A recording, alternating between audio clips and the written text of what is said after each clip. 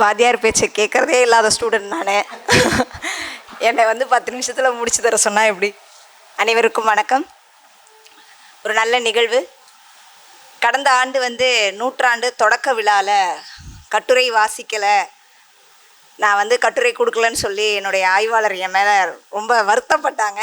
தமிழ் மொழித்துறையினுடைய துறை தலைவர் மணிகண்டன் ஐயா நூற்றாண்டு நிறைவு விழாவில் இப்படி ஒரு கட்டுரை நான் சமர்ப்பிக்கிறேன்னு சொன்னோன்னே ரொம்ப சந்தோஷப்பட்டாங்க. ஸோ அந்த அடிப்படையில் அவருக்கு நன்றி. ஏன்னா அவர் சொன்ன ஊக்கம் தான் இப்போ எனக்கு கொடுக்கணும் அப்படின்னு தோணுச்சு. அதனால் முதல் 3 காவியம் எடுத்துக்க வேண்டியது அப்படின்னும்போது அவருடைய முதல் காவியம் அவருடைய எழுத்தினுடைய தொடக்கத்தை பார்க்கலாம்.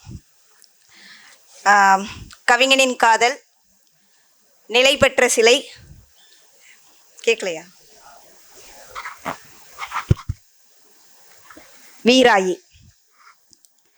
இந்த 3 காவியமும் அவருடைய வளர்ச்சி நிலையை நமக்கு சொல்லிட்டு போயிடும். அந்த மாதிரி தான் இந்த 3 காவியமும் அமைஞ்சிருக்கு.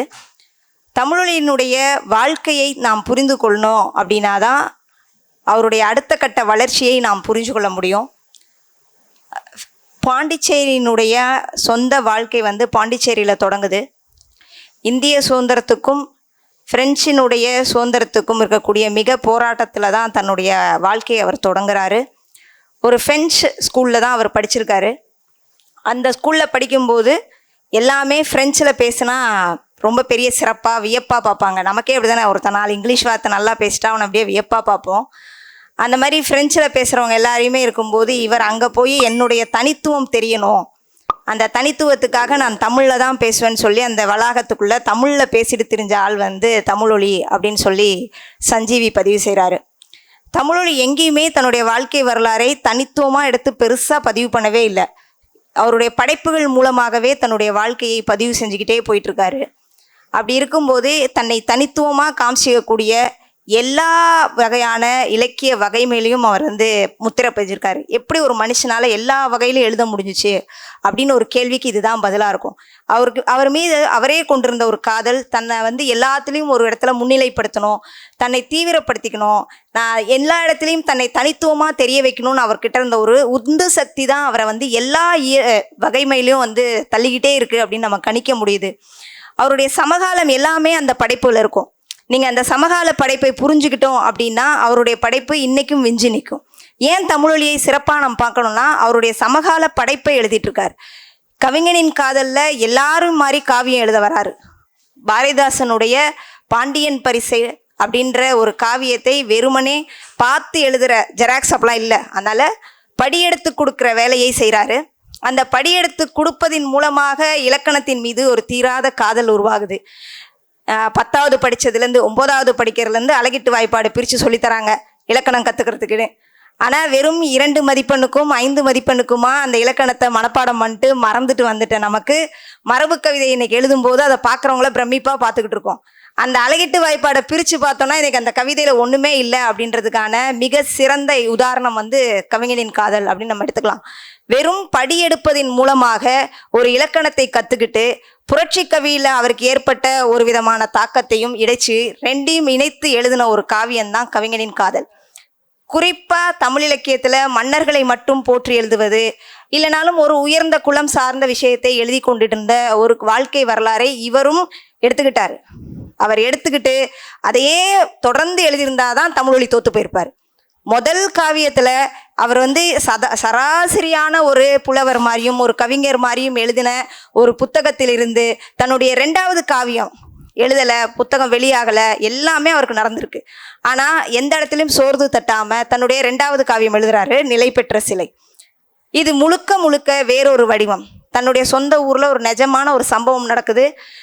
வேற சாதியை சார்ந்தவர்கள் பொருளாதார ரீதியாக இவங்க 2 பேரையும் திருமணம் செய்ய வைக்கக்கூடாதுன்றதுக்காக பிரித்து அனுப்பிச்சிடுறாங்க. இந்த நெஜ சம்பவம் அவரை பாதிக்குது. அப்போ இந்த நெஜ சம்பவத்தை எப்படி வடிவமாக்குறதுன்னும் போது தான் இந்த கவிதையை எழுதுகிறாரு, நிலை பெற்ற சிலைன்னு சொல்லி. எந்த இடத்துலையும் தன்னுடைய காதலி பிரிஞ்சு போயிட்டாங்க அப்படின்னு சொல்லி ஒரு வாழ்க்கை வருது.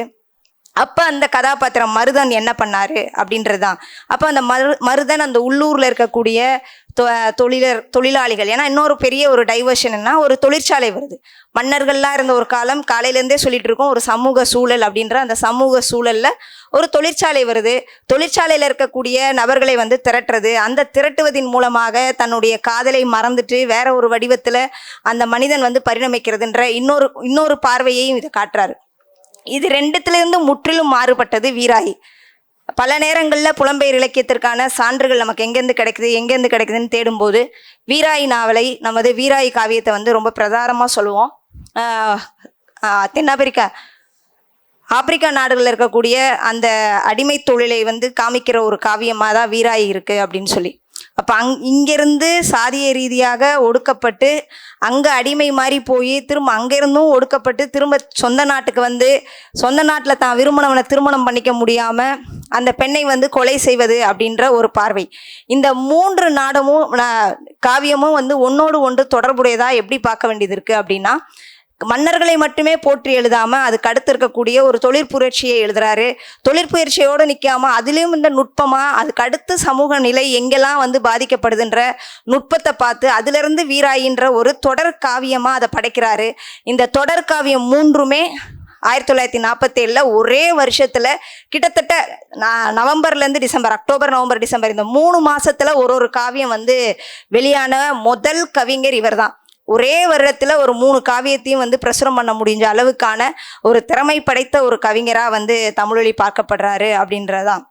இதில் நம்ம என்னெல்லாம் இவர்கிட்ட இருந்து நம்ம கற்றுக்கணும், ஏன் வந்து நூற்றாண்டு கவிஞர்களை பேசுகிறோம், ஒரு கவிஞர்களை திரும்ப திரும்ப பேசும்போது அந்த மனிதர்களை பற்றின உண்மை தகவல் தெரிஞ்சுக்கிறது, அந்த மனிதர்களை எதை நம்ம பேச தவறிட்டோமோ அதை கண்டுபிடிக்கிறது அப்படின்றதெல்லாம் ஒரு காரணம். அப்படின்னாலும் தமிழொலிகிட்ட இருந்து நாம் என்ன கற்றுக்கலாம் அப்படின்னா, ரொம்ப முக்கியமான விஷயமா நாம் பார்க்கறது அவருடைய காதல் வாழ்க்கையை.